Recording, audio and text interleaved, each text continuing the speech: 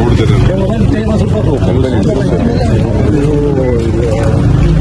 ಅವ್ರಿಗೆ ಆದಂಥ ಮಾಹಿತಿ ವರದಿಗಳೆಲ್ಲ ಬಂದಿತ್ತು. ಪಕ್ಷದಲ್ಲಿ ಶಿಸ್ತು ಬಹಳ ಇಂಪಾರ್ಟೆಂಟ್.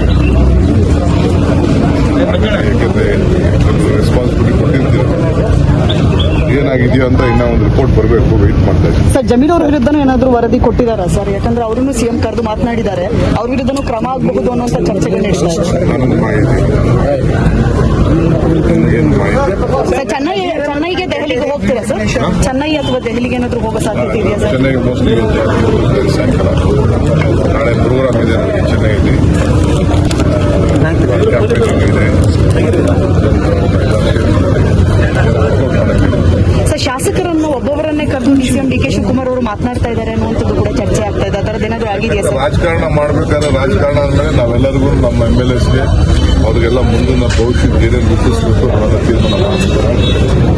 ನಾಯಕತ್ವ ಯಾರ್ಯಾರಿಗೆ ಏನೇನು ಹೇಳಬೇಕು, ಯಾರ್ಯಾರಿಗೆ ಏನು ಗೈಡ್ ಮಾಡಬೇಕು ಅದೆಲ್ಲ ಮಾಡ್ತೀವಿ. ಎಲ್ಲರಿಗೂ ಕರೆದು ಇನ್ನೆಲ್ಲ ಸಿದ್ಧತೆ ಆಗಬೇಕು, ಕಾಂಪಿಟೇಷನ್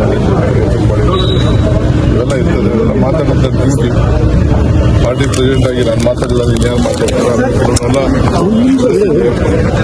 ಬಾಗಲಕೋಟೆಗೆ ಇದ್ದೀಗಲ್ಲ. ಸೊ ಎಲ್ಲರಿಗೂ ಕರೆದು ಏನೇನು ಆಗಿದೆ